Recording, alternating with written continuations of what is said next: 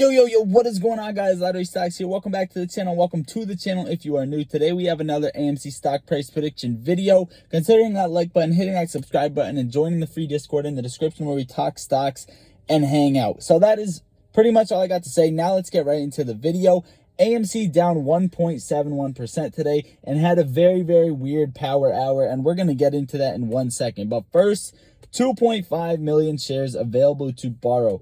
Whether people are letting their shares be lent out more often, or more of their shares to be lent out, or the short interest is lowering, I don't see how that second scenario would be the case because it is not shown in the price action, right? This number isn't important, but the past 2 days, what I want you to look at is this number increasing significantly, about 1 million yesterday and 1 million today, increase in both days. So that is looking weird because it is not shown in the chart price action. Now, a few things are looking very strange. This was not natural. This was not a natural sell-off from 48.60 all the way down to 45.90, 46 bucks. A $2.50 drop in the last hour of trading did not look healthy. Last hour, 2 hours of trading did not look real. It just did not naturally overall look natural, like a natural sell-off. So real quick, I want to go over the technicals with you guys, and I want to go over yesterday what I said could be the worst case scenario. Now, we seen it, but very deflated version of it, right? This is what I said we could see for a worst case scenario. Dip in pre-market, spike morning, and finally a drop all the way down to oversell into the $42, $43 range.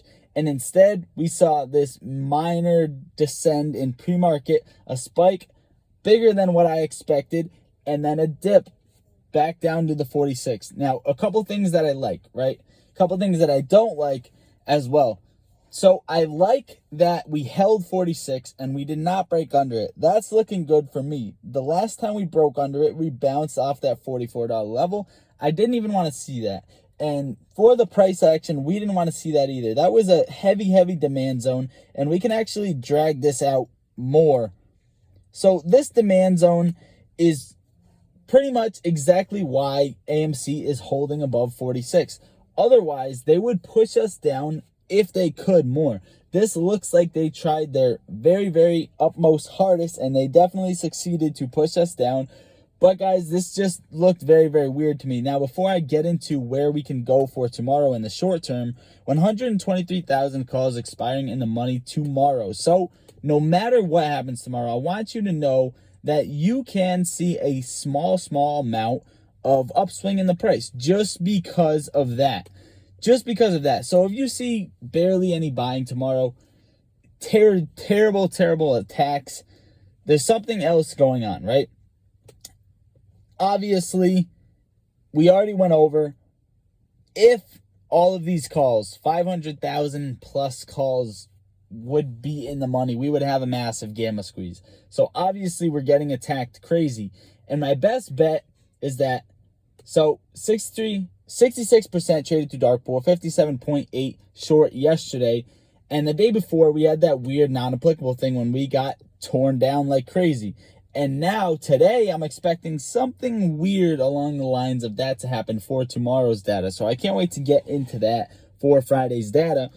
But guys, what I am expecting is us to hold this $46 level after hours in pre-market and not dip into the demand zone, and maybe dip our toes in the water a little bit in the demand zone and have a rise the rest of the day. Now, it is a Friday, okay? You got to remember, it is a Friday. They play us on these options game. My best bet as to what happened tonight was a lot of orders were being routed to dark pools, and payment for order flow is on the table to be banned, but it has not been banned yet. So that is a lot. That is one major thing that we really have to see, okay? Payment for order flow has to be banned, or dark pools have to be suspended. Something has to happen for us to see the major price action we want to see up in that huge range, up between the $53 and $77 range. We need that we need something else to happen. We can't just have it regular spiced up with buying power. Now, quadruple witching day, I believe, is tomorrow. You're going to see heavy volatility. Tomorrow is just overall going to be a fun day. It's going to be very exciting, whether it's to the upside, to the downside, whatever it may be, because to the downside, we buy the dip. You already know, apes grab the dip, and they're just digging themselves a deeper hole in the long run. So my best bet is that they brought us down to here, okay, before quadruple witching day, just to let us ride the wave back up, to give us a little bit of that motivation, right? They like to, it's more of a psychological play, in my opinion, that they like to use against us. Now, if we were riding this overall trend of upswings, higher highs, higher lows, then we would see around this $49, $50 level. I honestly don't think that. Tomorrow's going to be too volatile for that to happen. So here's what I'm expecting, right, guys? Slight uptrend between the $46 and $46.50 level for after hours and pre-market. Remember, this is just my opinion. This is not financial advice. I'm not a financial advisor. I'm just a dude. I'm just a guy. You're here to talk to me. Whatever you want to do, call me names. I mean, I wouldn't prefer that, but, you know, freedom of speech. You guys can do what you want. But here's what I'm expecting. Between 46, 46.50 after hours and pre-market, just hover, kind of like it did last night. Just hover around this area. And then I'm expecting us to have a major run tomorrow. Obviously, I think most of the price action pressed to the downside is going to happen in the morning, just because they want us to lose confidence for the day, for volatility reasons. But I think we are going to have a massive comeback and at least touch that $50 mark, if not break through it, okay? I'm going to be bullish on tomorrow. I really am. I think we can hit that $50 level.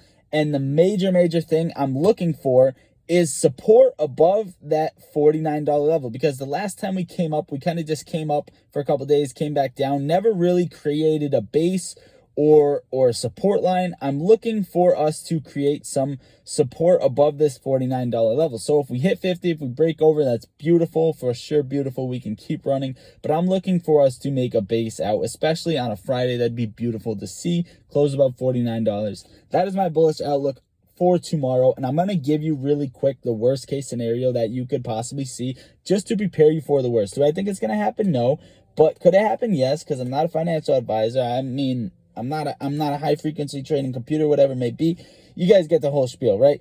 Your worst case scenario is that after hours, we take this dump, or even trade sideways, right? But we take this dump into the demand zone. And in the morning, we see the ride all the way up to 47. And we get pressed down at the end of the day, coming back down to that $43.75 level area where that next support line is. Okay, that is probably the worst case scenario that I can tell you guys for sure. If it's terrible, we have support at 42 as well. I don't think we're going to see that, but we could see that. You know, we could have this little gap fill. I'm just preparing you for a worst case scenario, but that is what I see, guys. I'm expecting us to bounce up, and I am hoping we create that support above $49. Hit that like button, guys. I really appreciate it. Gets this out to more apes. Consider subscribing, joining the free Discord in the description where we talk stocks and hang out. I love you all, guys. That is it for this video. Lottery Stocks out. How we gon' get to this bag when we focus on gunplay, but trapping is all that we got. All of us gon' make it one day like church.